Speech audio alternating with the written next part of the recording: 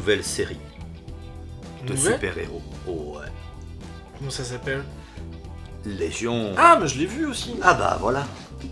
Alors Légion, c'est un personnage très très très secondaire. Donc très très très secondaire, ça fait tertiaire, quaternaire, je sais pas. Tertiaire. De la licence X-Men dans les comics. Bon, après, il a quand même du pédigré, hein, vu que c'est le fils de Charles Xavier. C'est vrai. Ce qui n'est pas forcément le cas dans la série, ça on verra. Légion, c'est pas la série, c'est pas une adaptation des comics, c'est pas une adaptation d'un arc précis des comics. Pour moi, c'est limite on a pris le perso et on en fait quelque chose d'assez différent quand même, en tout cas sur le départ. Alors quand même, moi, ce qui m'étonne, c'est que, comme tu le dis, il s'agit d'un personnage plutôt secondaire hein, dans l'écurie des X-Men. Et je ne sais pas qui s'est dit « Ah ouais, ce serait trop une bonne idée de faire une série télé sur ce personnage. » Mais le résultat est pour moi en tout cas plaisant et surtout original. Ouais. Bah, Je pense en fait que surtout les gens qui ont fait ça, ils ont vu des séries récentes bien barrées dans le genre de Mr. Robot. Et ils se sont dit, si on prenait un personnage complètement taré, mais avec des super pouvoirs, et là ils ont dû regarder un petit peu dans les tomes et se dire, ah lui il est bien taré quand même.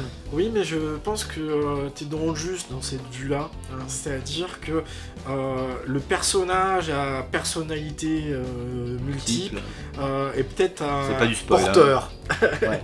Est peut-être porteur. Toi, t'as le sentiment que c'est pas une adaptation dans le sens très fidèle.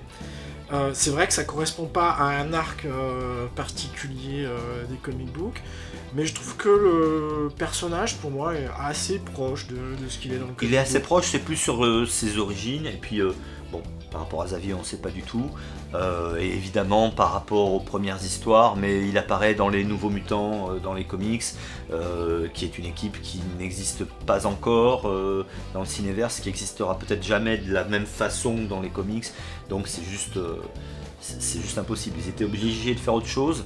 J'espère, on est au début de la série, hein, donc j'espère qu'effectivement il est bien le fils de Xavier. Ça Oui, un plus pour moi. alors bon, ce qui est sûr, c'est qu'en fait la difficulté de fond, c'est de savoir est-ce qu'on veut être dans la même idée que les agents du Shield, en ayant en fait la série télé qui se déroule dans le même univers que l'univers cinématographique, ou est-ce qu'on veut être dans l'idée des séries de la CW, Flash et Arrow, qui en fait se passent dans un univers différent de celui des films Batman, Superman et bientôt Justice League. Et bah là, en fait, en le regardant, en fait, on ne le sait pas. C'est-à-dire, c'est pas vraiment dit. Ça pourrait aussi bien être dans le même univers que la franchise X-Men, que ne pas l'être. Et notamment, pour l'instant, on ne sait pas vraiment si donc David Haller, c'est son nom, est le fils de Charles Xavier ou pas. Peut-être qu'ils n'ont même pas le droit de prononcer le mot Charles Xavier dans la série. Alors si, en fait, parce que ça s'est diffusé sur FX News, qui est donc une branche de Fox, et c'est bien Fox qui a les droits d'adaptation des X-Men. Alors tout est possible. Bon, la série elle-même, elle est comment ? Elle est déjantée. Elle est vraiment complètement déjantée. Il y a un effort, plus que scénaristique, il y a un effort de mise en scène qui est très fort, avec des scènes complètement surréalistes. Là voilà, on a une scène de comédie musicale dès le premier épisode de Legion, et Oui. c'est vraiment original à ce niveau-là, il y a un vrai gros travail quoi. Alors sachant qu'en fait, il y a un gimmick ou un truc qui est utilisé dans la série pour illustrer un peu le côté personnalité multiple du personnage, c'est qu'en fait, il y a certains moments de l'intrigue où, d'évidence, ça devrait pas se passer à la même époque. C'est-à-dire qu'il y a certaines scènes où les gens sont coiffés et habillés comme dans les années 60, qu'il y en a d'autres où c'est comme dans les années 80, et d'autres où ça serait plutôt contemporain.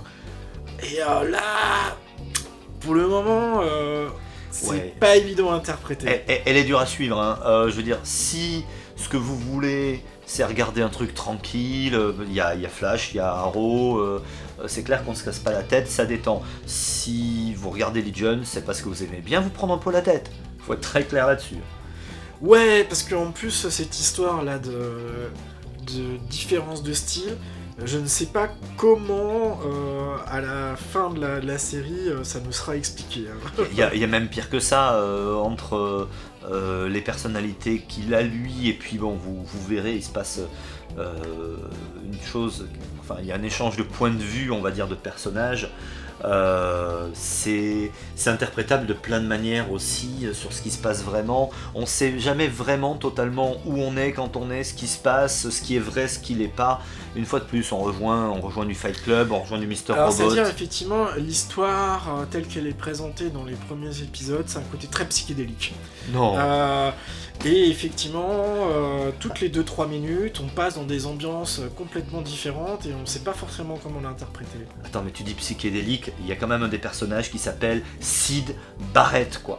Ah, j'avais pas titré. Voilà, fondateur de Pink Floyd, qui a fini complètement taré, auquel est dédié le morceau Shine On You, Crazy Diamonds, et aussi Wish You Were Here. Donc, on est complètement sur du psyché assumé d'un bout à l'autre, quoi. Mais alors du coup, qu'est-ce qui te plaît toi dans la série Légion ?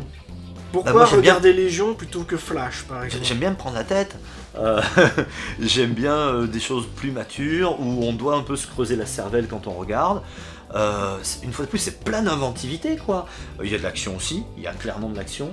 Mais voilà, si j'ai vraiment envie de me vider le cerveau et de bouffer, de faire de la guitare en même temps et de pas trop réfléchir, j'ai grand plaisir à regarder Flash. Je suis consterné tous les 3 dialogues, mais voilà, c'est Flash Arrow, on le dira jamais assez, c'est nos plaisirs coupables. Ou Legends of Tomorrow, où il y a plein de bons trucs, mais il y a tellement d'incohérences déjà en une saison. Ça s'apprécie pas de la même manière non, avec ou sans popcorn. C'est complètement autre chose. Là, voilà, on est sur du scénar lourd. Et un truc qui vraiment vaut le coup d'être regardé attentivement, comme un bon gros film. Moi, ce qui me plaît cool. dans cette série Légion, c'est le fait que c'est original par rapport à ce qui est proposé par ailleurs en série télévisée de super-héros. Le fait que je trouve que c'est assez respectueux de l'ambiance globale de l'univers des mutants ou des X-Men. En gros, les êtres humains nous aiment pas trop, on est un petit peu chassés, et donc j'ai vraiment envie d'en voir plus dans cette thématique-là. Je trouve qu'il joue assez habilement en fait sur la représentation des pouvoirs, c'est-à-dire de façon pouvoir faire pas mal de choses tout en n'ayant pas forcément un budget de fou pour faire des effets spéciaux, mais quand même représenter toute une série de pouvoirs intéressantes, comme celui du personnage qui est capable de se projeter dans les rêves des autres, quoi. C'est quand même pas mal comme idée ça. Et justement, on est sur des pouvoirs un peu plus SF que beaucoup de trucs de super-héros, un peu plus réalistes entre guillemets, des trucs qu'on va pouvoir, qui d'ailleurs était le cas de beaucoup de pouvoirs de mutants au début, puis au fur et à mesure on est parti sur des trucs de plus en plus démentiels. Il y a quand même un élément pour moi qui est important dans cette série, notamment comparé aux séries de la CW. Encore elle. C'est la qualité du jeu des acteurs. Pour la grande part, pour moi, il n'y a rien à dire, quoi. Il y en a juste un seul où j'ai un petit peu un doute, mais tous les autres, ça, vraiment, j'ai trouvé que c'était d'un bon niveau. Pour moi, le niveau, clairement, c'est celui des séries de Netflix. Bon, bah écoutez, moi j'ai envie de dire juste un truc, c'est regarder les John, quoi. Ouais, et puis peut-être qu'on en fera une récap quand la série aura terminé sa première saison. Voilà, on en reparle dans pas longtemps, et puis vous-même, évidemment, vous allez nous dire ce que vous pensez de Legion dans les commentaires, et vous abonner parce que vous nous aimez, mais rassurez-vous, on vous aime aussi. À bientôt. À bientôt.